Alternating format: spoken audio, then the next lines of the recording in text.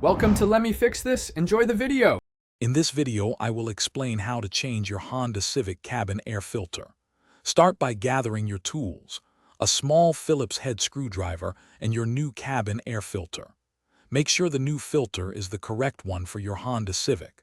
Having a clean, well-lit area will make the process much smoother and quicker.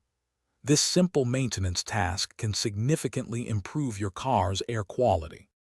First, open your glove box and remove everything inside. You will then find two small retaining pins on either side. Carefully push them in and pull them out.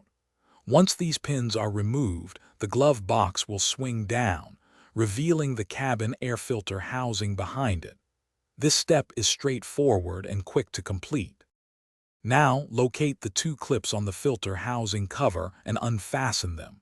Gently pull out the old filter, noting its orientation. Pay close attention to the airflow arrow on your new filter.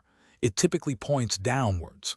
Slide the new filter in, ensuring the arrow points in the correct direction for optimal performance and air circulation.